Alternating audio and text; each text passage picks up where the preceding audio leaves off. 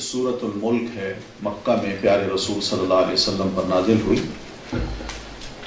اس سورت میں بنیادی طور پر اللہ تعالیٰ کا تعارف ہے اور انسان جو اس دنیا میں آیا ہے اس کے مقصد کو بھی بتایا گیا ہے کہ وہ یہاں کیوں بھیجا گیا ہے۔ اس لیے نبی علیہ الصلوۃ والتسلیم اس سورت کو ہر روز رات سونے سے پہلے پڑھا کرتے تھے۔ ایک ریمائنڈر ہے کہ آدمی ذرا سوچے۔ شروع ہوتی ہے تبارک الذی بیدہ الملک سے، کہ بڑی بابرکت ذات ہے وہ اللہ کی جس کے ہاتھ میں بادشاہت ہے۔ اس بادشاہت کو یہ نہ سمجھیے گا کہ جیسے دنیا کی بادشاہت ہوتی ہے۔ اس میں ملک کا لفظ ہے، ملک کا مطلب ملکیت بھی ہے، بادشاہت بھی ہے، حکمرانی بھی ہے۔ ملک کا ایک مطلب یہ بھی ہے کہ ساری کائنات، یعنی چھوٹی سی زمین ہے، اس میں بادشاہ آپس میں جھگڑتے ہیں، لیکن یہ معمولی سا ذرہ اس کائنات میں جو سورج کے مقابلے میں بھی معمولی حیثیت رکھتی ہے، کئی ملین زمینیں مل جائیں تب بھی جا کے وہ سورج کے برابر نہیں بنتی۔ اس تھوڑی سی چھوٹے سے ذرے کے برابر جو زمین ہے، اس میں بادشاہت کے جو جھگڑے ہیں، یہ اللہ کے لیے کوئی حیثیت نہیں رکھتے۔ وہ اللہ پوری کائنات پہ اپنی بادشاہت کر رہا ہے، اس کا کنٹرول ہے۔ ایک تو اپنا تعارف یہ کرایا کہ میں بادشاہ ہوں، اور دوسرے کہا تبارک، میں بڑا بابرکت ہوں۔ یہ کھانا میں اور آپ جو کھاتے ہیں، پانی میں اور آپ پیتے ہیں، یہ کھانا جو کھاتے ہیں صرف پیٹ میں جائے اور اس طرح گھوم پھر کے باہر نکل جائے، تو آخر کون سی چیز ہے جو جسم کا جزو بدن بنتی ہے؟ کون سی ایسی چیز ہے جس کی میرے جسم کو ضرورت ہوتی ہے اور وہ جسم کا ایک حصہ بن جاتی ہے، جس سے مجھے طاقت ملتی ہے؟ ورنہ بظاہر ان کھانوں میں کیا رکھا دیکھا جائے تو انسان پیٹ ہی بھرتا ہے نا، پیٹ ہی بھرنا ہے نا، وہ پیٹ بھر لے۔ ایک غریب آدمی جب اپنا پیٹ بھرتا ہے اس کو اس بات کی پرواہ نہیں ہوتی کہ میں جو کھا رہا ہوں پی رہا ہوں کیا یہ میرے جسم کی ضرورت ہے یا نہیں۔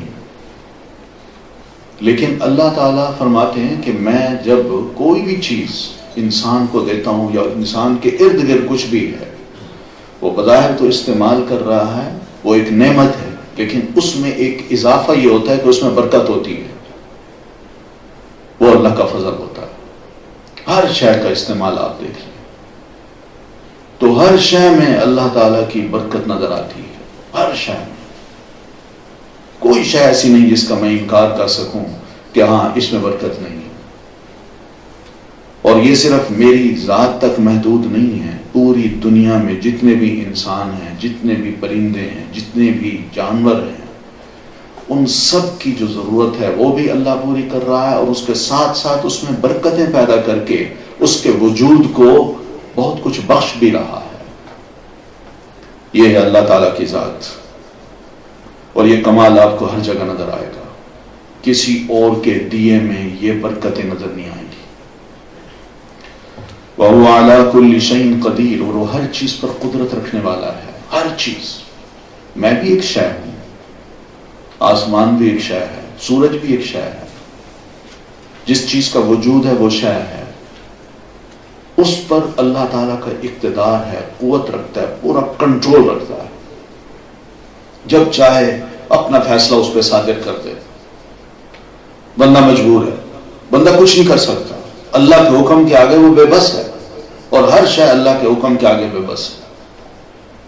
ایسی پاورفل ذات ہے اللہ تعالیٰ کی، یعنی اس کی پاور اگر دیکھنی ہو نا تو اللہ تعالیٰ یہ فرماتے ہیں وَنَحْنُ أَقْرَبُ إِلَيْهِ مِنْكُمْ مِنْ حَبْلِ الْوَرِيدِ، تمہاری جو شہرت ہے، تمہارا ہاتھ اٹھ کے ذرا یہاں تک پہنچے، ابھی یہ راستے میں ہوگا، ہم تم پہ قابو پا لیں گے۔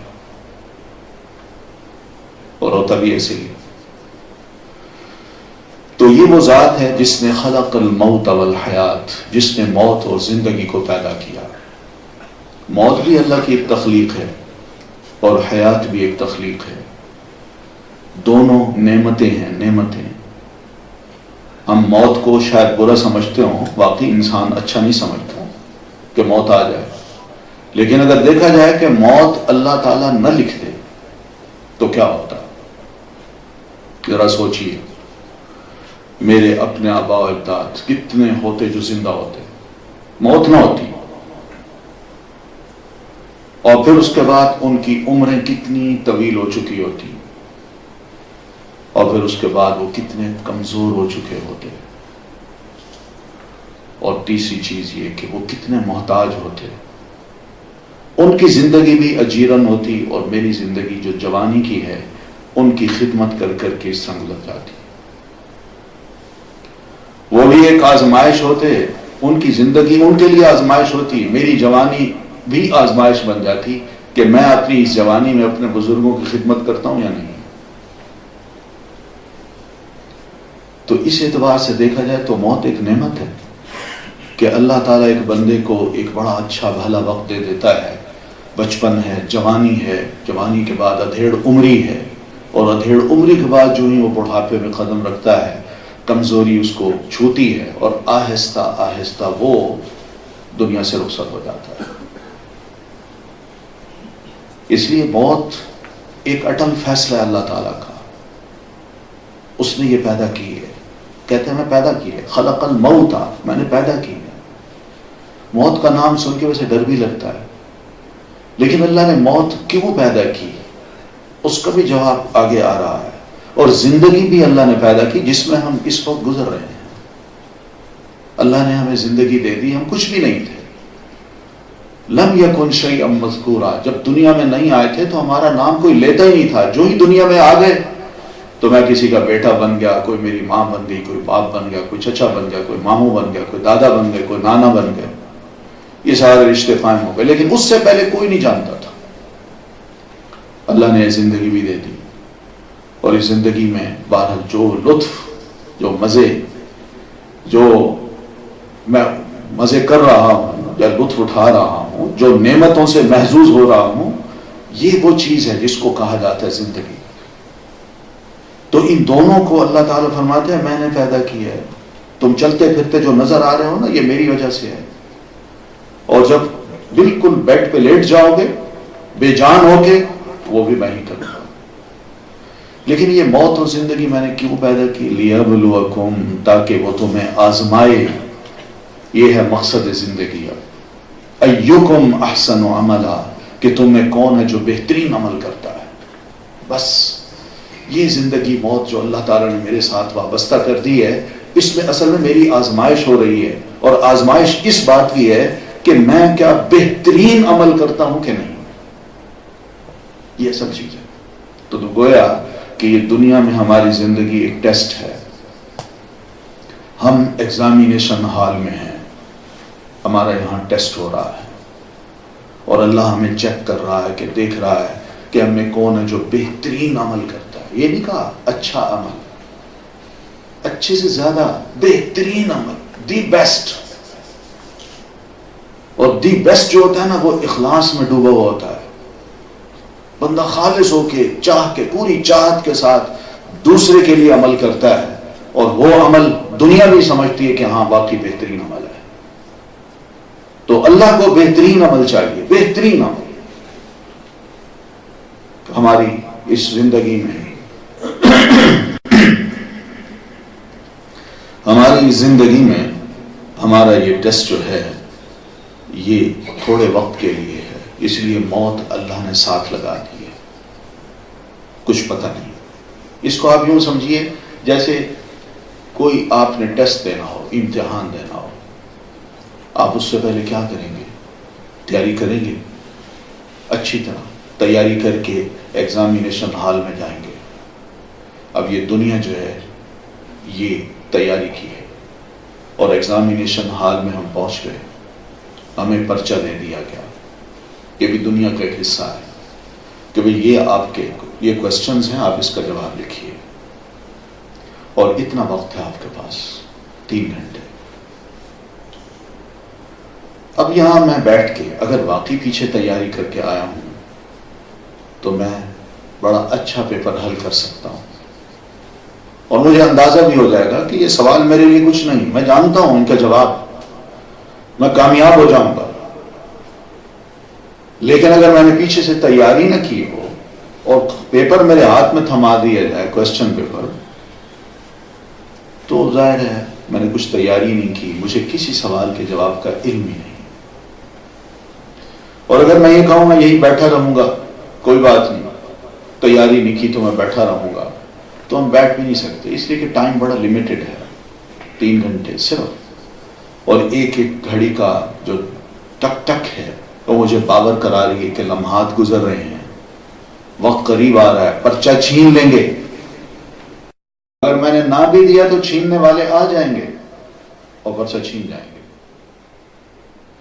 یہ ہے زندگی ہماری۔ تو اس میں ہمیں اللہ تعالیٰ نے یہ عقل دی، یہ دماغ دیا، یہ دل دیا، ہم آنکھیں دی، یہ ٹولز دیے ہیں، ان سے ہم نے اس علم کو پہچاننا ہے، اور پہچاننے کے بعد اسی کے مطابق سوالوں کا جواب دینا ہے، ان سوالوں کا جو اس قرآن مجید میں یہ شریعت نے ہمیں بتائے ہیں۔ وہ یہی ہیں کہ قبر میں ہم سے سوال ہونا ہے سب سے، من ربک، تمہارا رب کون ہے؟ اب رب کی پہچان ایک ایک مسلمان کی، ایک ایک انسان کی ضرورت ہے کہ رب کو پہچانے، اس لیے کہ رب بہت ہیں، دنیا میں لوگوں نے بڑے رب بنائے ہوئے ہیں، مگر صحیح رب کون ہے اس کی پہچان ان ٹولز کے ذریعے انسان کر سکتا ہے۔ اس کا جواب یوں دے گا، ما دینک، یہ دوسرا سوال ہے، تمہارا دین کیا تھا؟ دین کہتے ہیں اے وے آف لائف کو، کہ میں اپنی زندگی گزارنے کا جو طور طریقہ تھا، ڈھنگ تھا، وہ میں نے کس کا اختیار کیا ہوا تھا، کس کی بات مانتا تھا، کس کی نہیں مانتا تھا۔ اور ظاہر ہے ہم سب بندے ہیں، ہم کس کے بندے ہیں؟ اللہ کے، اللہ تعالیٰ کے بندے ہیں نا۔ تو وہ خالق ہے، ہم اس کے مخلوق ہیں، وہ مالک ہے، ہم اس کے غلام ہیں۔ اور غلام کا کیا کام ہوتا ہے؟ مالک کا جو ہی حکم آئے سر آنکھوں پہ، اسی وقت سب کچھ کر کے دکھا دیتا ہے، صفائی ستھرائی سے، یہی صحیح بندہ ہوتا ہے۔ تو اس لیے رب کے بعد اس کے طریقے کو، جو وے آف لائف ہے، وہ بھی وہی دے گا، اس لیے کہ خالق وہی ہے، مالک وہی ہے، جس نے پیدا کیا ہے طریقہ وہی بتائے گا، کسی اور کو حق نہیں پہنچتا کہ وہ طریقے بتائے۔ اس لیے وہ طریقہ جو بتاتا ہے وہ ہمارا دین ہے، جس کو ہم اسلام کہتے ہیں۔ اس کا بھی ہمیں علم ہونا چاہیے۔ ہماری بچپنا پن، پھر اس کے بعد جوانی کی عمر میں جو ہی داخل ہوتے ہیں تو ایک ایک مسلمان جوان بچے کے لیے فرشتے مقرر کر دیے جاتے ہیں کہ اب اس کی نیکیاں اور برائیاں دونوں لکھو۔ جب تک جوان نہیں ہوتا وہ معاف ہوتا ہے۔ اللہ نے فرشتوں کو کہہ رکھا ہوتا ہے کہ بچہ ہے، اس کی قلم نہ لکھو، قلم کو روک لو۔ اور جو ہی جوان ہو جاتا ہے بس اس کے بعد اس کو پہچان ہو جاتی ہے، میچور ہو گیا نا، کہ پہچان ہو گئی صحیح کیا غلط کیا ہے، تو اب اس کے گناہ اور نیکیاں دونوں لکھی جاتی ہیں، اب وہ خود ذمہ دار ہے۔ تو یہ چیز، جس ذمہ داری کو اس نے ادا کرنا ہے، اپنی لائف کو اس طرح بنانا ہے جو سیدھی اس کو اس کے رب کے پاس لے جائے، جس کا رب اس سے خوش ہو جائے۔ پھر تیسری اور آخری چیز جو سوال کی ہے وہ یہ ہے کہ من ھذا الذی بعث فیکم، وہ کون رسول ہے جو تم میں بھیجا گیا تھا؟ وہ پیارے رسول صلی اللہ علیہ وسلم ہے۔ ہمارا جواب یہی ہے، محمد الرسول اللہ صلی اللہ علیہ وسلم، کہ اللہ کے رسول ہیں وہ۔ اب اس سوال کا جواب ملتے ہی وہ کامیاب ہے، لیکن جس نے نبی علیہ السلام کو پہچانا ہی نہ ہو، نہ جاننے کی کوشش کی کہ ہمارے پیارے رسول کون تھے، کہاں تشریف لائے، انہوں نے کیا ہمیں سکھایا، کیا پڑھایا، کیا بتایا، کچھ پتہ ہی نہ ہو، تو سوچیے کتنی محرومی کی بات ہے۔ آج ہم بہت کچھ علم حاصل کر لیتے ہیں، انفارمیشن ہمارے پاس بڑی زبردست ہوتی ہے، حتیٰ کہ یہاں تک ہوتی ہیں کہ فلاں میچ میں فلاں کرکٹر نے کتنی بالز گرائیں اور کتنے شاٹ لگائے، لیکن یہ پتہ نہیں ہوتا کہ پیارے رسول صلی اللہ علیہ وسلم کب پیدا ہوئے، کہاں فوت ہوئے، اور کتنی اولاد تھی، کتنی بیٹیاں تھیں، کتنے بچے تھے، کچھ پتہ نہیں، آپ کے رشتہ دار کون تھے۔ تو نبی کی پہچان بھی ہونی چاہیے۔ تو یہ سارا ایک ٹیسٹ ہے۔ صحیح علم یہی ہے، یقین مانیے اس علم کا فائدہ مرتے وقت بھی ہوگا، مرنے کے بعد بھی ہوگا، اور زندگی میں بھی ہوگا۔ ہم سے کوئی غلطی نہیں ہو سکتی اگر ہم دین پر چلیں مثال کے طور پر دین یہ سمجھاتا ہے غصہ نہیں کرو، اسی غصے پہ میں کنٹرول کر لوں تو کتنے فائدے ہیں. میں معاف کر دوں دوسرے کو، غصہ پی جاؤں، غصہ پینے کا ثواب الگ ہے، دوسرے کو معاف کرنا الگ ہے. پھر یہ خوبی اگر میرے اندر ہو کہ میں غصہ مجھے کوئی دلائے میں پی جاؤں تو میری شخصیت دوسرے کے سامنے کیا ابھرتی ہے کہ بڑے حوصلے والا بندہ ہے، یہ بات بات پہ غصہ کرنے والا نہیں ہے، معاف کرنے والا ہے، بڑا نفیس انسان ہے. یہ وہ تعلیمات ہیں جو ہمارے دین کی ہیں. تو یہ ٹیسٹ ہے، اس ٹیسٹ سے ہم نے گزرنا ہے، اس کی تیاری ہمیں ضرور کرنی چاہیے. اس لیے اللہ فرماتے ہیں وَهُوَ الْعَزِيزُ الْغَفُورُ، میں ہوں تو صحیح لیکن زبردست ہوں، یہ سارے کام میرے ہیں، کوئی اور نہیں کر سکتا، اس لیے میں زبردست ہوں. زبردست کا مراد یہ ہے کہ کوئی مجھ پہ غالب نہیں ہو سکتا، غلبہ میرا ہے ہر شے پہ. اور دوسرا ہے کہ غفور، میں بخشنے والا بھی ہوں. اللہ تعالیٰ کی ذات کی ایک صفت ہے، میں بخشنے والا ہوں. مبالغے کا صیغہ ہے جس کا مطلب ہے بہت زیادہ بخشنے والا ہوں. اس کا مطلب یہ ہے کہ انسان مجھے کچھ ایسا نہ سمجھے کہ میں بڑا سخت خدا ہوں، پکڑ لیتا ہوں، سزا دینا جانتا ہوں، ہڈیاں توڑ دیتا ہوں، عذاب نازل کر کے کچل کے رکھ دیتا ہوں. ایسا مسئلہ نہیں ہے، بلکہ مسئلہ یہ ہے کہ کوئی بڑے سے بڑا گناہ گار بندہ بھی وہ اگر میرے پاس آ جائے اور آ کے یہ اعتراف کر لے اللہ مجھ سے یہ گناہ ہوئے ہیں، میں جانتا ہوں کہ معاف کرنے والی تیری ذات ہے اور کوئی نہیں، تو ہی معاف کر سکتا ہے اور کوئی معاف نہیں کر سکتا، اور یہی التجا کرے، اس کی آنکھوں سے آنسو نکل آئیں، تو اللہ فرماتے ہیں میں غفور، میں بخش دیتا ہوں. اور حدیث میں آپ فرماتے ہیں کہ بندے، اللہ تعالیٰ فرماتے ہیں میرے بندے اگر تو میرے پاس آ اور تیرے گناہ اتنے ہوں کہ اس نے زمین اور آسمان کا خلا پر کر دیا ہو، اتنے بھی گناہ کیوں نہ ہو، حالانکہ خلا دیکھیے نا کتنا بڑا ہے، تمہارے گناہوں نے اس سارے خلا کو پر کر دیا ہو، پھر بھی تم اگر میرے پاس آؤ اور آ کے مجھ سے بخشش مانگو تو میں تمہیں معاف کر دوں گا اور مجھے اس کی پرواہ نہیں ہوگی. یہ ہے اللہ تعالیٰ کی ذات، غفور، بخشنے والا ہے وہ. ہم گناہ گار لوگ ہیں، یاد رکھیے ہم انسان گناہوں کے پتلے ہیں، غلطیوں کے پتلے ہیں، ہم فرشتے نہیں ہیں. اگر ہم فرشتے ہوتے تو اس کو کبھی یہ کہنے کی ضرورت ہوتی کہ میں غفور ہوں، میں معاف کرنے والا ہوں. ہم انسانوں کے لیے وہ کہہ رہا ہے کہ تم غلطیاں کرتے ہو، گناہ تم سے ہوتے ہیں، تو مجھ سے معافی مانگو، میں معاف کر دوں گا. اور معافی معمولی نہیں، بخش دوں گا. اور اس بخشش کی ایک اور بڑی زبردست بات قرآن مجید میں اللہ تعالیٰ نے سورۃ الفرقان میں فرمائی ہے. وہ یہ فرمائی کہ اگر تمہاری گناہوں کی معافی خلوص کی بنیاد پہ ہے، واقعی یہ چاہتے ہو کہ اللہ ہمیں معاف کر دے اور تم شرمندہ ہو اور یہ طے کر رہے ہو کہ آئندہ میں کبھی اس گناہ کی طرف پلٹ کے نہیں دیکھوں گا، تو میں یہ بھی کر سکتا ہوں کہ تمہارے سارے پچھلے گناہوں کو نیکیوں میں بدل دوں. دیکھیے یہ اللہ تعالیٰ کی ذات، فَأُولَٰئِكَ يُبَدِّلُ اللَّهُ سَيِّئَاتِهِمْ حَسَنَاتٍ. کیا حوصلہ دلانے والی چیز ہے. پھر ہم دور کیوں ہیں؟ ہم کیوں نہیں رب کے قریب آتے؟ ہم کیوں نہیں اس کی بخشش کو اپنے لیے غنیمت جانتے کہ مان کے اعتراف کر کے اس سے اپنے آپ کو معاف کروا لیں؟ یہ وہ چیز ہے جس کو بار بار اللہ تعالیٰ قرآن میں فرماتے ہیں میں غفور ہوں، میں غفار ہوں، میں رحیم ہوں، میں رحمان ہوں. یہ سمجھنا چاہیے اللہ کی ذات کو، یہ تعارف ہے اللہ تعالیٰ کا. الذی خلق سبع سماوات طباقا، اس کی ملک اور بادشاہت دیکھنی ہو تو یہ دیکھ لیجیے، تمہارے اوپر 7 آسمان ہیں جو طباقا اوپر تلے ہیں. کتنا بڑا آسمان ہے. یہ چھوٹی سی چھت ہے، بغیر پلر کے ہم کھڑی نہیں کر سکتے. 50 فٹ 200 فٹ کا وایا ہوگا زیادہ سے زیادہ، لیکن اس سے بڑی چھت بغیر ستون کے ہم کھڑی نہیں کر سکتے. لیکن یہ چھت ایسی ہے جس کو اللہ فرماتا ہے تم غور کرو کتنا زبردست آرکیٹیکٹ ہے کہ جس کے نیچے کوئی ستون نہیں، بغیر ستون کے یہ میں نے بنائی ہے چھت جو لاکھوں سالوں سے قائم ہے، ابھی تک اس میں کوئی دراڑ تک نہیں آئی. ہماری چھتیں بنتی ہیں دوسرے دن ہی لیک کرنے لگ جاتی ہیں، لیکن اللہ تعالیٰ کا یہ کام ہے، کتنا پختہ کام ہے، بہت بڑی چھت ہے، بہت بڑی چھت، تصور ہی انسان نہیں کر سکتا۔ ابھی تک تو اس چھت کی پیمائش انسان کیا کرے گا، وہ تو خلا میں ابھی گمسم ہے۔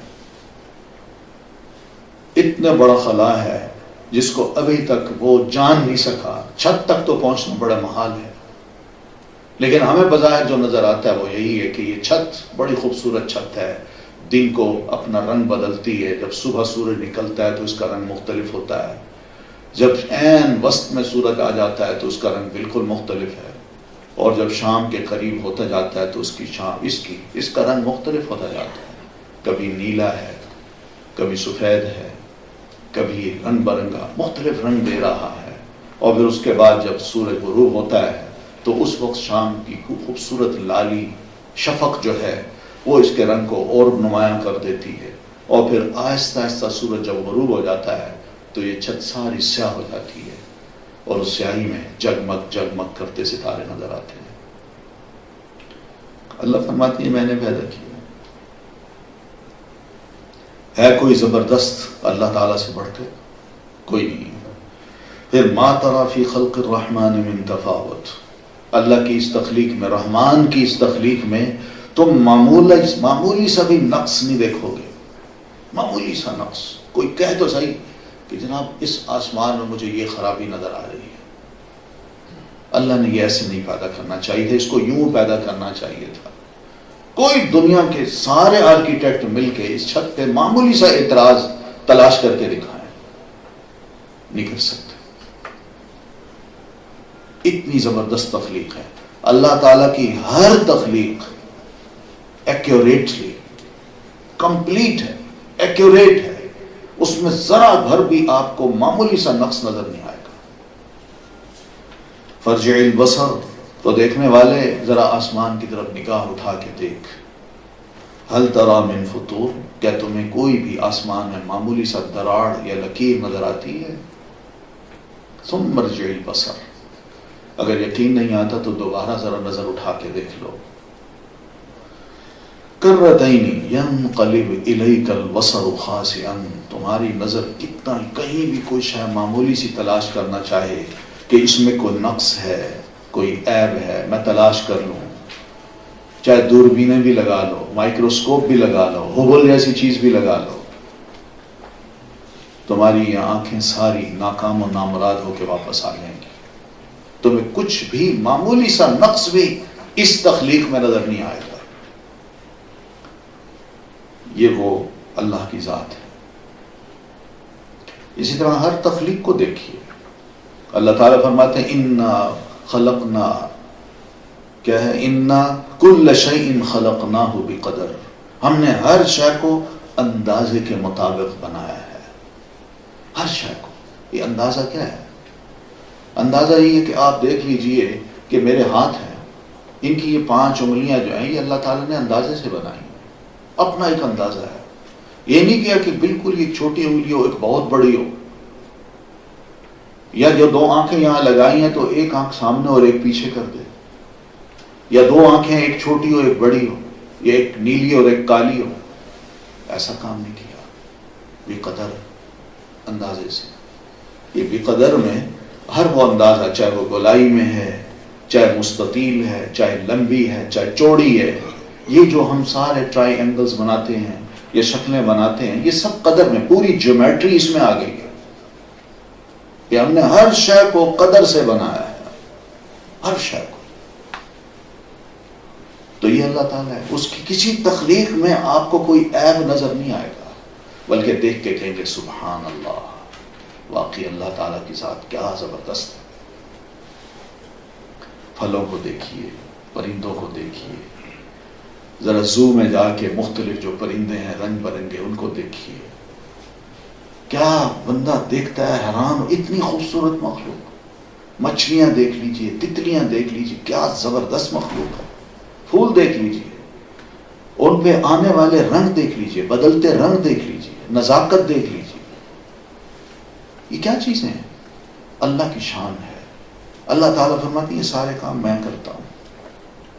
اسی طرح وَلَقَدْ زَيَّنَّا السَّمَاءَ الدُّنْيَا، اس آسمان دنیا کو ہم نے خوبصورت بنا دیا ہے بِمَصَابِيحَ، چراغوں کے ساتھ. وَجَعَلْنَاهَا رُجُومًا لِلشَّيَاطِينِ، اور ہم نے ان کو شیطانوں کو مارنے کا ایک ذریعہ بنا دیا ہے.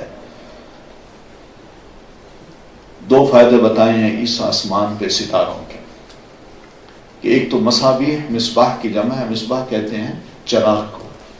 یہ پرانے دور میں گھروں میں جو چراغ جلتے تھے، جس کو ہم سرائکی میں کہتے ہیں ڈیوا، ڈیوا کہتے ہیں، دیوا، یا پنجابی میں دیوا کہہ دیتے ہیں.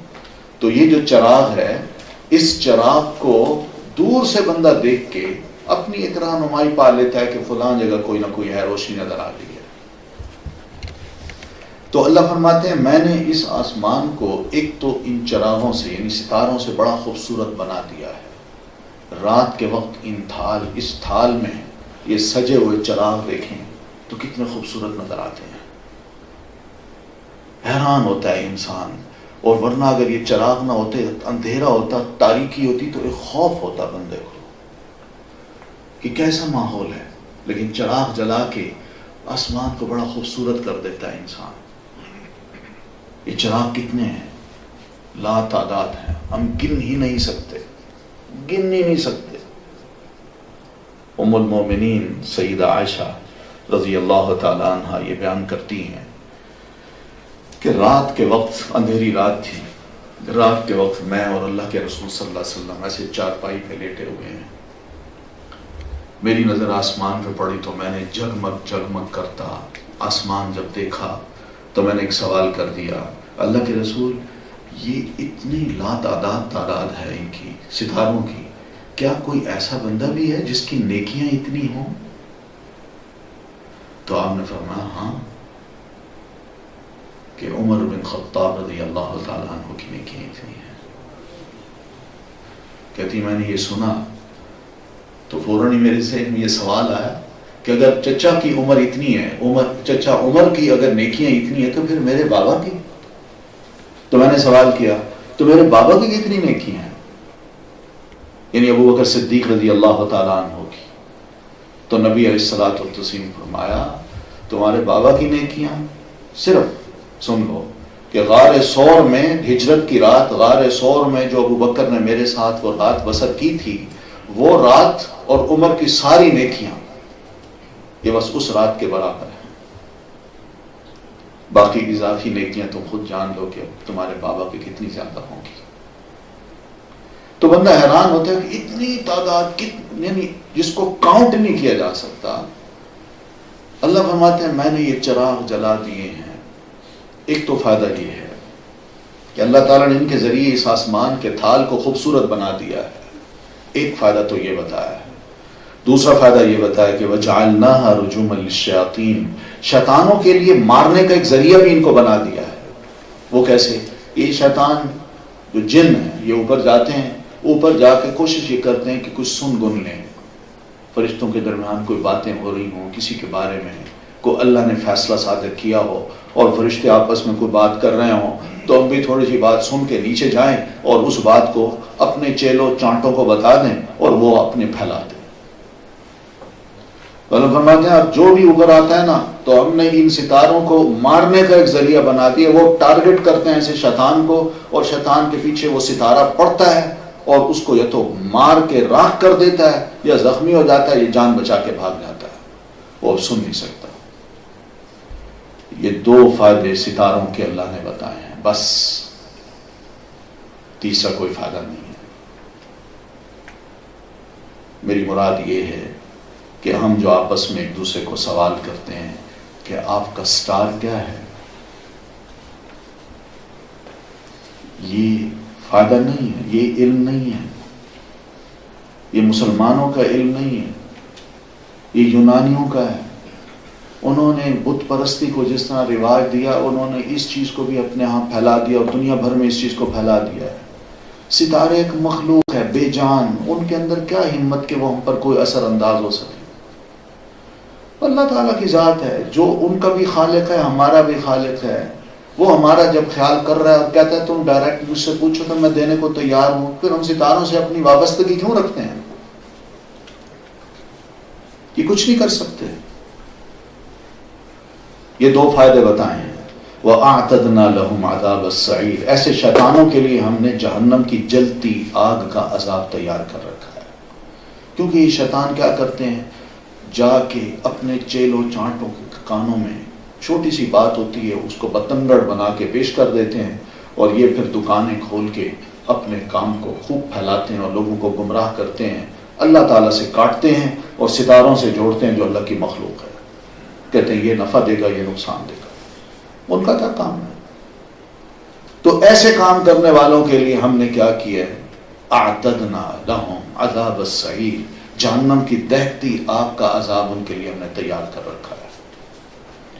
وَلِلَّذِينَ كَفَرُوا بِرَبِّهِمْ، اور ہاں ان لوگوں کے لیے بھی ہم نے عذاب جہنم تیار کر رکھا ہے جو اپنے رب کا انکار کرتے ہیں، کفر کرتے ہیں، جو نہیں مانتے، کہتے ہیں اللہ ہے ہی نہیں، یا اللہ کو مانتے ہیں مگر اللہ کے ساتھ کسی اور کو کہتے ہیں کہ اللہ تعالیٰ بس بیٹھا ہے آرام سے، کام کوئی اور کر رہا ہے، یہ بھی کفر ہے۔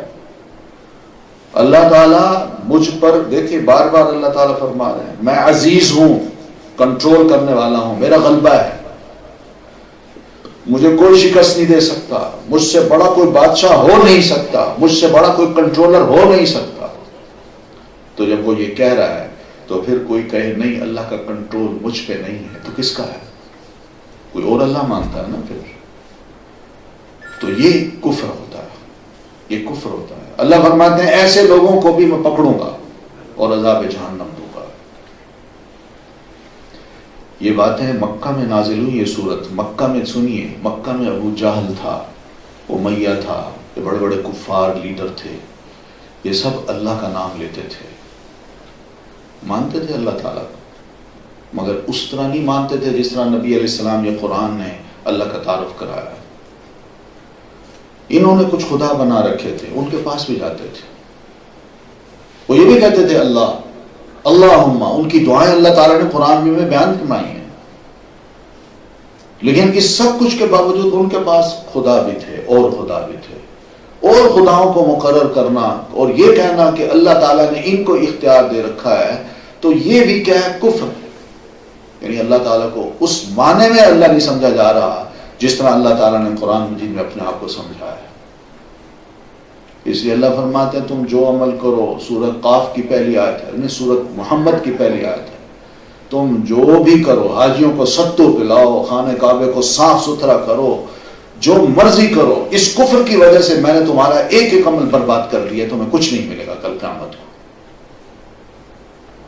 تو یہ وہ چیز ہے، وَبِئْسَ الْمَصِيرُ، اور یہ بڑا برا ٹھکانہ ہے۔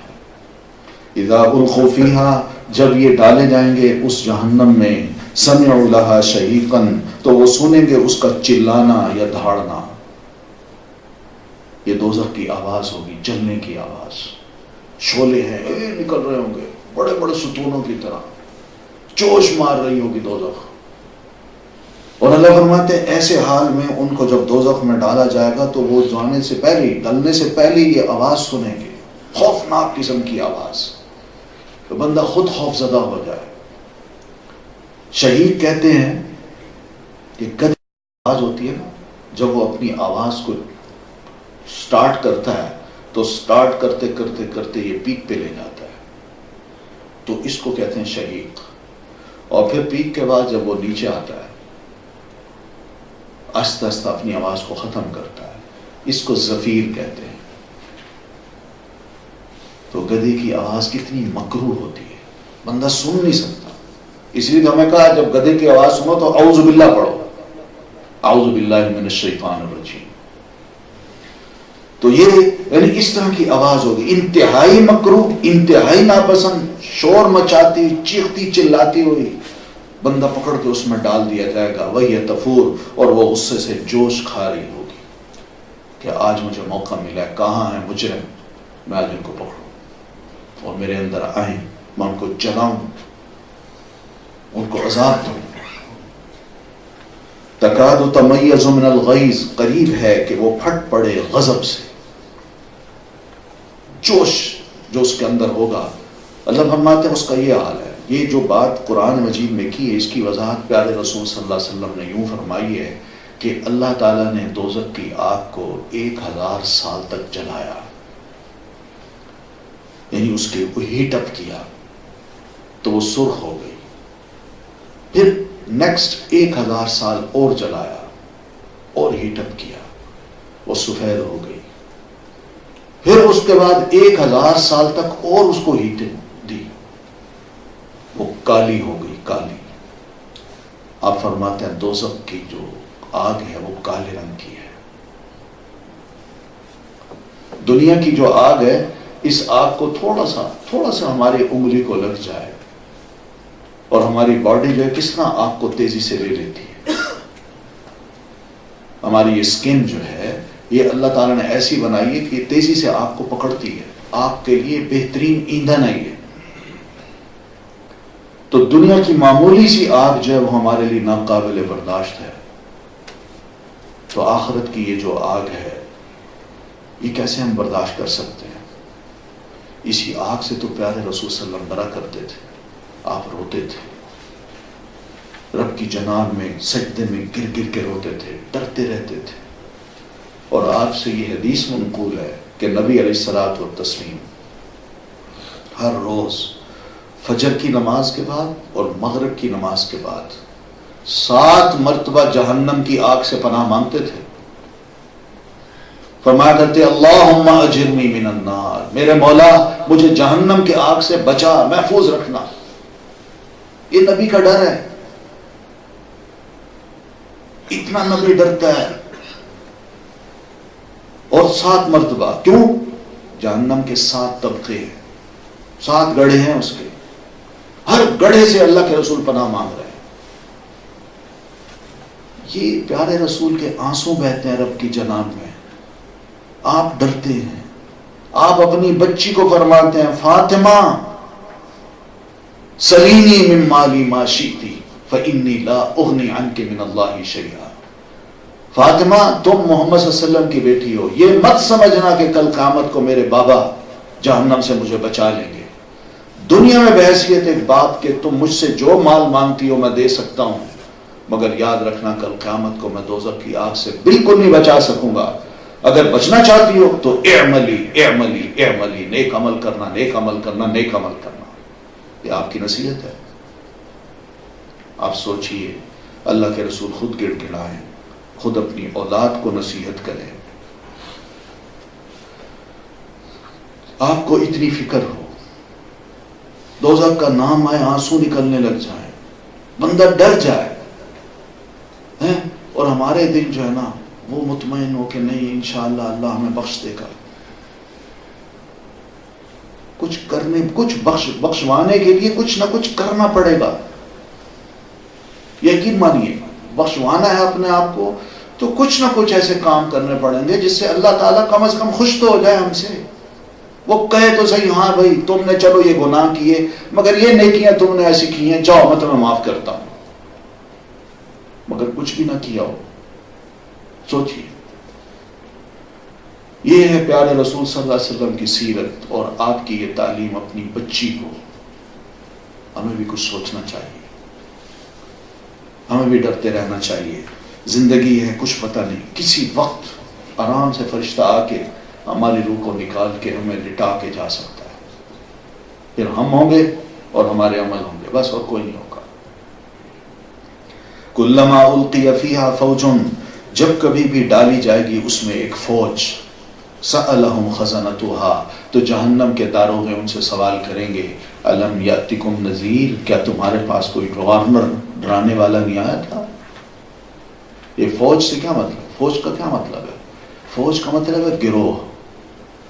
کل قیامت کو اللہ تعالیٰ نے لوگوں کے گروہ بنا دینے ہیں۔ میں جس گناہ میں ایک لطف محسوس کرتا ہوں، میری طرح اور بھی بہت سے لوگ ایسے ہوں گے، ہم سب کا نعوذ باللہ ایک گروہ بنا دیا جائے گا۔ مثال کے طور پر نعوذ باللہ، نعوذ باللہ، میں شرابی ہوں، میں زانی ہوں، میں سود خوار ہوں، میں لوگوں کے مال ہڑپ کرنا جانتا ہوں، اسی طرح میں مشرک ہوں، میں کافر ہوں۔ ہر ایک کا الگ الگ گروہ اللہ نے بنا دینا ہے۔ کبوتر با کبوتر باز با باز، یہی ہوگا کہ جو جس مزاج کا ہوگا اللہ نے اس کے ساتھ اس کو ملا دینا، وہ ایک بہت بڑی فوج بن جائے گی اور ان فوجوں کو لایا جائے گا اور دوزخ میں ڈالا جائے گا. یہ حال ہوگا. تو جو ہی دوزخ میں ڈالیں گے تو پوچھنے والے وہاں فرشتے جن کو خزانہ کہا گیا ہے، یعنی جہنم کی نگران ہیں، وہ ان سے سوال کریں گے الم یاتکم نذیر، کیا دنیا میں تم جب جیے تو تمہارے پاس اللہ کی طرف سے کوئی ڈرانے والا نہیں آیا تھا؟ یعنی جہنم میں تو وہ جا سکتے ہیں جن کو ڈرانے والا کوئی نہ آیا ہو. تمہارے پاس آیا تھا کہ نہیں آیا تھا؟ ڈرانے والے سے کیا مراد؟ آگاہ کرنے والا، وارنر، جو یہ آ کے آگاہ کر دے کہ بھئی دیکھو اچھے کام کرو گے تو اس کا یہ ریوارڈ ہے، اور اگر غلط کرو گے تو اس کی یہ سزا ہے. اس کو کہتے ہیں نذیر. اور اللہ کے جو نبی ہوتے ہیں یہ سب نذیر ہوتے ہیں.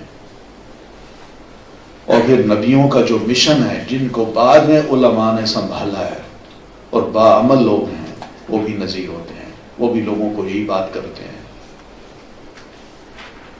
تو یہ نذیر جو ہے، اس کا ایک بڑا لطیف معنی یہ بھی کیا گیا ہے کہ جب وہ ڈراتا ہے تو اس کا ڈرانا یہ نہیں ہوتا کہ وہ ڈراکولا بن کے دوسرے کے سامنے آ جاتا ہے، بلکہ یہ ڈرانا پیار اور محبت سے ہوتا ہے.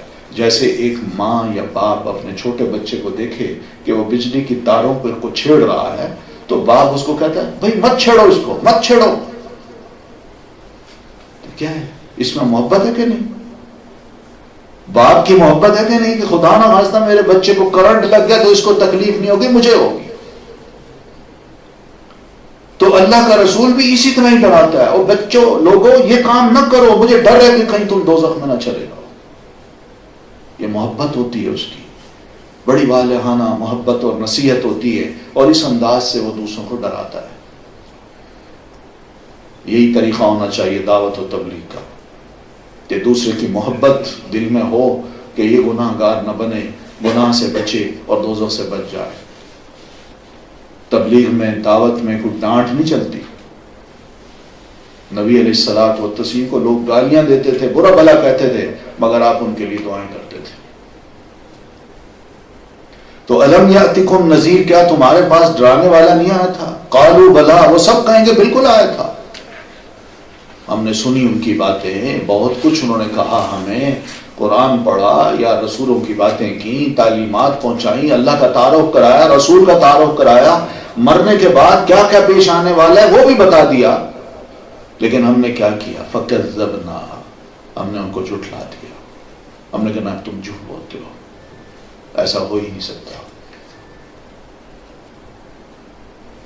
رسولوں کو، نذیروں کو یہ جھٹلانا، یہ وہ چیز ہے.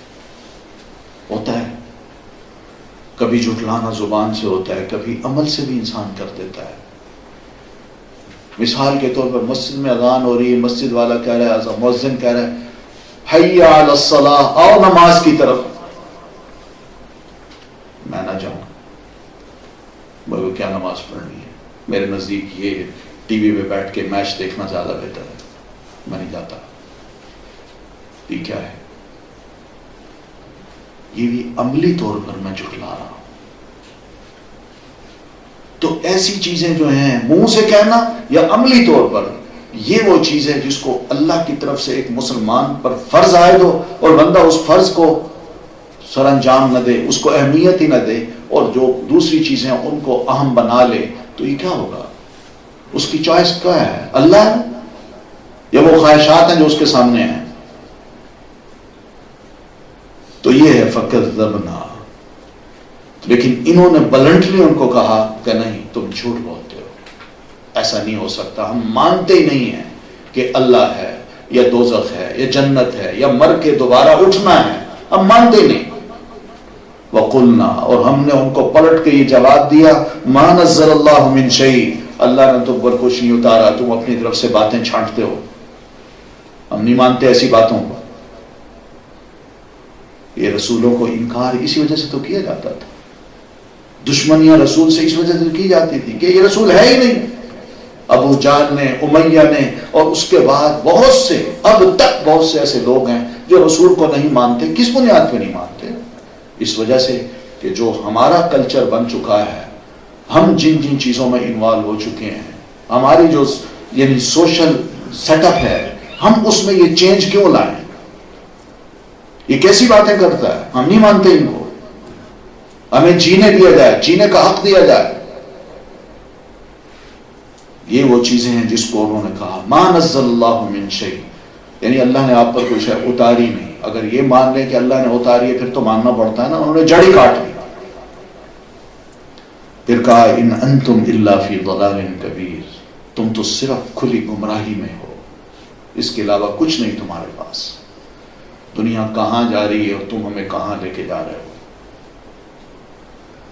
ہیں؟ اور تم ہمیں کہتے ہو کہ دوبارہ اٹھنا ہے مر کے.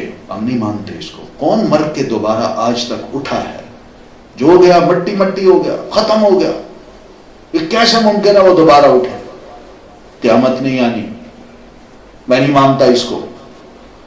اپنے آپ کو صحیح کہہ دیا اور دوسرے کو کہہ دیا کہ تم فی ضلال کبیر، کھلی گمراہی میں اور بہت بڑی گمراہی میں ہو. کیسی باتیں کر رہے ہو؟ یہ دور ایسی باتیں کرنے کا. وقالوا، اور اس موقع پہ یہ جہنم کے لوگ کہیں گے لو کنا نسمع او ناقل، کاش کہ ہم نذیر کی بات سن لیتے اور سمجھ جاتے. ما کنا فی اصحاب السعیر، تو ہم کبھی بھی دوزخیوں میں سے نہ ہوتے. مگر افسوس یہ کہ ہم نے سنا نہیں، غور سے نہیں سنا. سنا لیکن جھٹک دیا. اور جب جھٹکا جاتا ہے تو تکبر سے انسان جھٹکتا ہے، دوسرے کی بات کو غیر اہم سمجھ کے، اس کو حقیر سمجھ کے، کوئی ویلیو نہ دے کے کہتے جاؤ میں نہیں مانتا. تو ایک تو یہ چیز لو کنا نسمع، اگر ہم سن لیتے، غور سے سنتے. اور جب غور سے سنا جاتا ہے تو اس لیے سنا جاتا ہے کہ اس کو ماننا ہے، عمل کرنا ہے. او نعقل، یا ہم اس کو غور سے سمجھتے، عقل سے کام لیتے اور سمجھتے کہ واقعی جو کہا جا رہا ہے ایسے ہونا ہے. ہم بچے تھے، جوان ہو گئے، اب بوڑھے ہو رہے ہیں، پھر ہمارے سامنے لوگ مرتے جا رہے ہیں، ہم بھی مر جائیں گے. اور اگر زور دیتے عقل پہ اور سمجھتے تو ہم یہ سوچتے ہم تھے کیا؟ جب دنیا میں نہیں آتے تو ہم تھے کیا؟ ہم کچھ نہیں تھے. اور کچھ نہیں تھے تو اللہ نے ہمیں کچھ بنا دیا. اور جب کچھ بنا دیا تو کیا دوبارہ اس کا بنانا مشکل ہے؟ یعنی عقل سے اگر کام لیتے تو پتہ چل جاتا کہ ہاں ایسا ہو سکتا ہے، ایسا ہو سکتا ہے. لیکن ہم نے سوچا ہی نہیں، نہ سمجھا، نہ عقل سے کام لیا. تو بہرحال عقل سے کام نہ لینا اور غور سے دین کی بات کو نہ سننا، یہ وجہ بنتی ہے دوزخ میں جانے کی. ورنہ انسان غور و خوض کرے تو اس کو اندازہ ہو سکتا ہے کہ واقعی جو کچھ قرآن کہہ رہا ہے بالکل ایسا ہی ہونا ہے. اور اللہ تعالیٰ نے بڑے دلائل دیے ہیں، بہت دلائل دیے ہیں کہ تم دوبارہ اٹھو گے. فَاعْتَرَفُوا بِذَنبِهِمْ، تو اس موقع پہ وہ اپنے گناہوں کا اعتراف کر لیں گے. واقعی ہم بڑے گناہ گار تھے، نبی کو نہیں مانا، نذیر کو جھٹلایا، اس کی باتوں کو جھٹلایا، حتیٰ کہ اللہ نے جو کتاب اتاری اس کو بھی ریجیکٹ کر دیا. ہم نے کہا وہ نے اتاری نہیں. اور پھر اس کے ساتھ ساتھ یہ بھی کہہ دیا کہ تم جھوٹ بولتے ہو، ہم ٹھیک ہیں. اب سمجھ آئے گی ان کو کہ واقعی گناہ گار ہم ہیں، غلطیاں ہم نے کی ہیں، انہوں نے نہیں کی. گناہ گار ہم تھے، انہوں نے نہیں کیا تھا. اور یہ جو سزا ہمیں مل رہی ہے اب ٹھیک مل رہی ہے. فَسُحْقًا لِأَصْحَابِ السَّعِيرِ، تو دوری ہو، لعنت ہو ایسے دوزخیوں کے لیے. دوری یا لعنت سے مراد یہ کہ اب ان کو میری کوئی رحمت نہیں پہنچے گی، میں ان پر مہربان نہیں ہوں گا، اب ان کو میں سزا دوں گا، بس مجھ سے یہ دور کر دیے جائے. کوئی ترس نہیں کھاؤں گا اب ان پر. دنیا میں اللہ ترس کھا سکتا ہے گناہ گار کی چیخ پہ، اس کے رونے پہ، مگر فیصلے کے بعد اللہ نے کوئی ترس نہیں کھانا. وہ ایک انصاف کا تقاضا، انصاف ہے. اس دن انصاف کرنا اللہ نے. ہاں ان الذین یخشون ربہم، یقیناً وہ لوگ جو اپنے رب سے ڈرتے ہیں، بالغیب، اندیکھے میں، غیب میں. لہم مغفرۃ، ان کے لیے بخشش ہے، واجر کبیر، اور بہت بڑا اجر ہے. کیا میں نے یا آپ نے اللہ کو دیکھا؟ ہم نہیں دیکھ سکتے اس کو. کیوں؟ اللہ کی ذات بہت بڑی ہے. کتنی بڑی ہے؟ آیت الکرسی آپ پڑھتے ہیں نا، اس میں آپ نے پڑھا ہوا ہے نا کہ وسع کرسیہ السماوات والارض. اللہ کی جو کرسی ہے یہ ساتوں آسمانوں اور زمین سے بھی بہت بڑی ہے. پیارے رسول صلی اللہ علیہ وسلم فرماتے ہیں یہ کرسی اللہ تعالیٰ کے قدم رکھنے کی جگہ ہے. اب سوچئے جب کرسی اتنی بڑی جو صرف قدموں کے نیچے آتی ہے تو اللہ کی ذات کتنی بڑی ہوگی. اور اللہ تعالیٰ نے اس کے بارے میں فرمایا کہ میں کتنا بڑا ہوں. سورہ زمر میں اللہ تعالیٰ فرماتے ہیں کہ میں نے کل قیامت کو ان ساتوں آسمانوں کو لپیٹ دینا ہے اور لپیٹ کے ایک نقطے کی طرح میرے ہاتھ میں ہوں گے. والسماوات مطویات بیمینی والارض جمیعا قبضته یوم القیامہ. ساری زمین اللہ تعالیٰ کی مٹھی میں ہوگی اور ساتوں آسمان لپٹے ہوئے اللہ تعالیٰ کے دائیں ہاتھ میں ہوں گے. آپ اس سے سوچ لیجئے کہ اللہ کی ذات کتنی بڑی ہے. اتنی بڑی جو ذات ہے اس کو ہماری یہ چھوٹی سی آنکھ جو 10 فٹ کے فاصلے پر رینگنے والی چیونٹی کو نہیں دیکھ سکتی تو اللہ تعالیٰ کو نہیں ہم دیکھ سکتے. پھر گناہگار بھی ہیں. ہماری آنکھوں میں اتنی ہمت اور طاقت نہیں ہے کہ کسی خوبصورت چیز کو وہ برداشت کر سکے. اللہ بڑا خوبصورت ہے. ان اللہ جمیل یحب الجمال. اللہ خوبصورت ہے اور خوبصورتی کو پسند کرتا ہے. اس کی خوبصورتی کا اگر دیکھنا ہو نا تو اس کی تخلیق کو دیکھ لیجیے کہ اس کے شاہکار اس دنیا میں کیا کیا ہے. کبھی خوبصورت انسان کو دیکھا، خوبصورت چیز کو دیکھا، کیسے انسان کی نظر ٹک جاتی کہتے کیا خوبصورت ہے. اگر یہ بنی ہوئی چیز ایسی ہے تو بنانے والا کیسا ہوگا. اللہ بڑا خوبصورت ہے. اس خوبصورتی کے لیے بعض اوقات ایسا ہوتا ہے آنکھ خوبصورت چیز کو دیکھتے ہوئے نہیں دیکھ سکتی، وہ نظر جھکا دیتی ہے. وہی اتنا خوبصورت، اتنا باروب میں نہیں دیکھ سکتا، میری آنکھیں برداشت ہی نہیں کر سکتی. تو یہ برداشت جو ہے یہ اللہ تعالیٰ نے جنتیوں کو دینی ہے. جنت میں یہ آنکھوں میں اللہ ایسی برداشت پیدا کر دے گا. پھر اللہ فرمائے گا جنتیوں کو، جنتیوں جو نعمتیں میں نے تمہیں دے رکھی ہیں خوش ہو. کہاں اللہ بہت کچھ اور چاہیے. اللہ اس سے بہتر اور کیا ہو سکتا ہے، میں تمہیں اس سے بہتر بھی دکھاؤں. کہا اللہ جنت سے بہتر بھی کوئی شے ہو سکتی ہے. تو اس موقع پہ اللہ تعالیٰ اپنا دیدار کرائیں گے جنتیوں کو. اور جنتی جب دیکھیں گے اللہ تعالیٰ کو تو اس وقت ان کو جنت کی ہر نعمت ہیچ نظر آئے گی. یہ بہت بڑی نعمت ہے، بہت بڑی نعمت ہے. اس لیے قرآن میں جاتا ہے یریدون وجہ اللہ، وہ اللہ کے چہرے کو چاہتے ہیں. مراد یہ کہ وہ اللہ کے چہرے کو جنت میں دیکھنا چاہتے ہیں. تو یہ جنت میں دیکھنے کی جو خواہش ہے یہ ہمارے دل میں ہونی چاہیے. لیکن جنت میں جانے کے لیے جو اچھے عمل ہیں وہ بھی اللہ ہمیں توفیق دے کہ ہم وہ ضرور کریں. تو ان الذین یخشون ربہم، ہم نے رب کو نہیں دیکھا مگر ہم جانتے ہیں. رب کی علامت کیا ہے پہچاننے کی؟ ہم خود ہیں. یہ کائنات کی ایک ایک چیز ہے، اس کو دیکھ کے ہم کہہ سکتے ہیں کہ واقعی ان کا کوئی خالق ہے، مالک ہے، اور وہی ہے جس نے ان کو پیدا کیا، جس نے مجھے پیدا کیا، جو مجھ پر کنٹرول کر رہا ہے، ان پر کنٹرول کر رہا ہے، وہ رب ہے. اور جو میرے سینوں کے اندر چھپے ہوئے رازوں تک کو جانتا ہے وہ رب ہے. لہذا اس کو دیکھے بغیر بندہ کہیں بھی بیٹھا ہو وہ اللہ کو یاد کر کے ڈر جائے. یہ ہے یخشون ربہم بالغیب. اس کا بڑا ریوارڈ ہے، بہت بڑا ایمان ہے، بہت بڑا ایمان ہے. بندے کو یہ نصیب ہو جائے نا کہ میرا رب مجھے دیکھ رہا ہے، جانتا ہے کہ میں کیا کر رہا ہوں، میرے دل کی بات کو بھی اور دل کی کیفیت کو بھی، بدلتی نیتوں کو بھی اور کیے ہوئے کاموں کو بھی میں لوگوں کے سامنے گو نہیں کرتا، مگر جہاں بیٹھا ہوں وہ جانتا ہے کہ میں کیا کر رہا ہوں.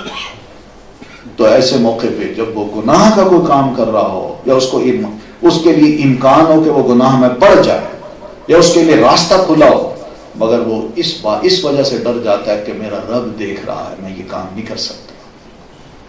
بس یہ ہے وہ چیز جو اللہ کو بڑی پسند ہے. سیدنا عبد العمر رضی اللہ تعالیٰ عنہ جب خلیفہ تھے تو یہ رات کو مدینہ شہر سے نکل کے باہر نکل جاتے. باہر کیوں اس لیے جاتے تھے کہ دیہاتی جو لوگ ہوتے تھے نا وہ شہر میں کام کے لیے جب آتے تو شہر سے باہر اپنے کیمپ لگا لیتے تھے, خیمے, اور وہیں رات گزارتے. ایک دن کو شہر میں آ کے اپنے کام کیے, پھر رات گزاری, پھر چلا گیا.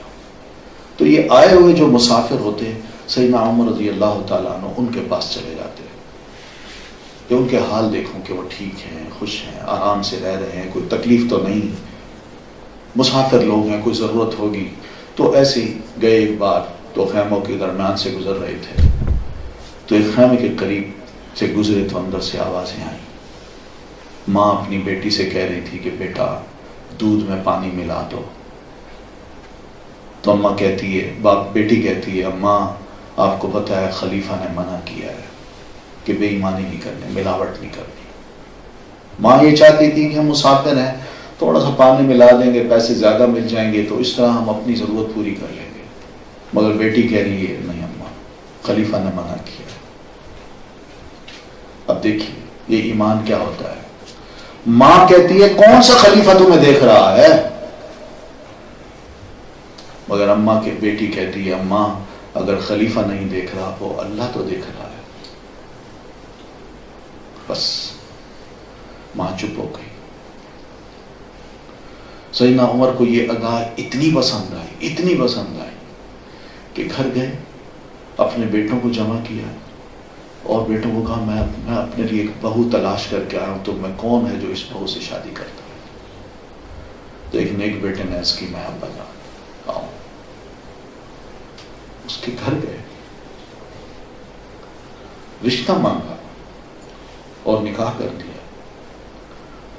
اس کے وہم میں بھی نہیں ہو سکتا تھا کہ میں ایک دیہاتی عورت شہر میں جا رہی ہوں اور خلیفہ وقت کا بیٹا جو شہزادہ ہے اس سے میری بیٹی کا بیاہ ہو جائے گا.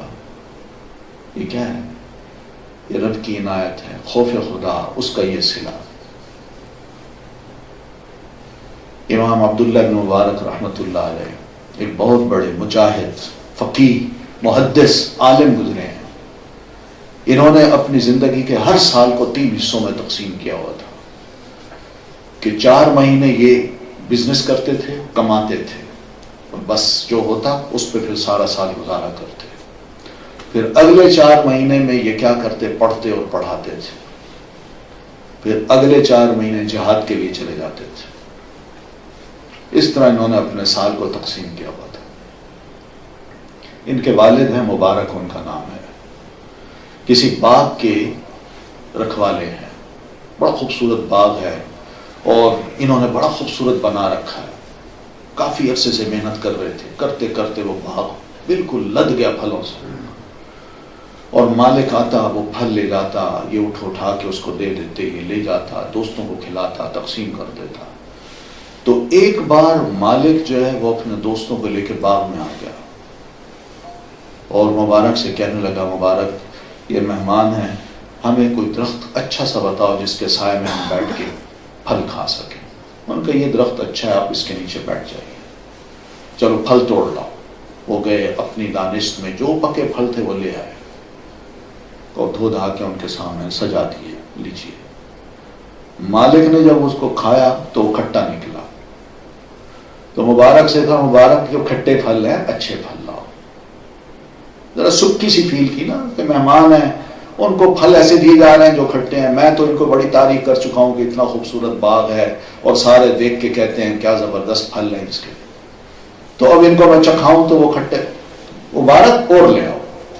مبارک دوبارہ گئے, وہ پھل لے آئے, رکھے ان کے سامنے, وہ کاٹے تو وہ بھی کھٹے. اب مالک کو ذرا تھوڑا سا غصہ آیا.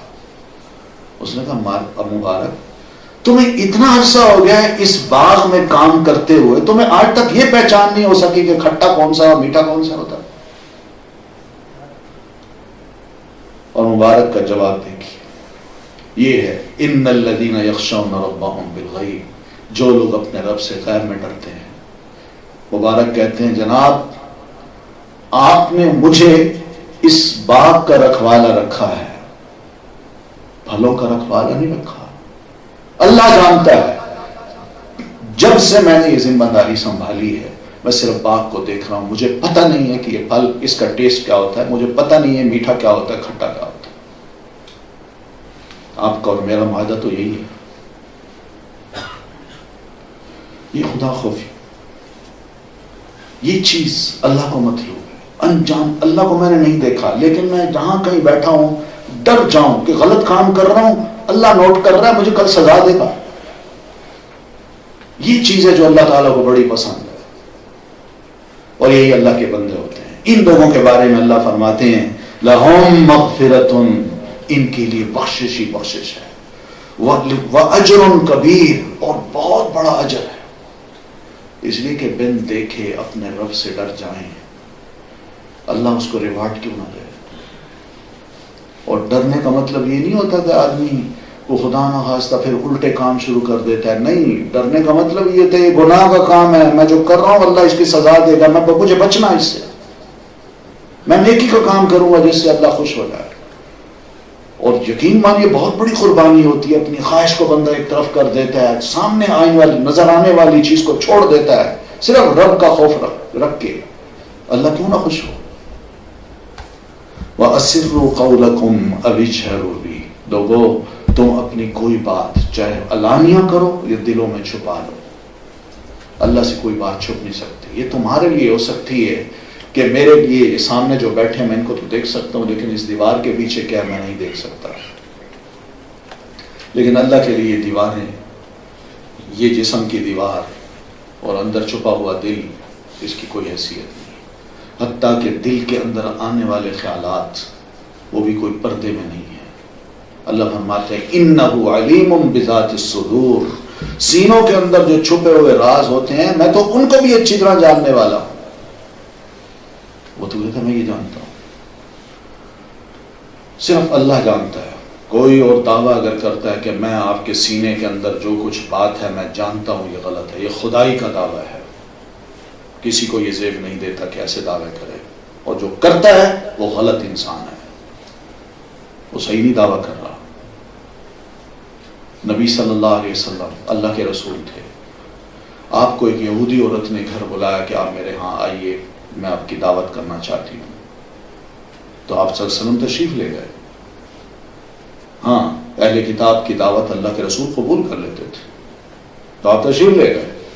تو جب گئے تو اس نے کھانا رکھا، آپ کے ساتھ آپ کے ایک ساتھی بھی تھے، کھانا رکھا، گوشت کی ایک پوری چاند سی تھی وہ رکھی، تو نبی علیہ الصلوۃ والتسلیم نے ہاتھ بڑھایا، بسم اللہ پڑھ کے آپ کھانے منہ میں آپ نے ڈالا ہی تھا کہ فرشتے نے آ کے بتا دیا اللہ کے رسول اس کو اگل دیجیے، اس میں زہر ہے۔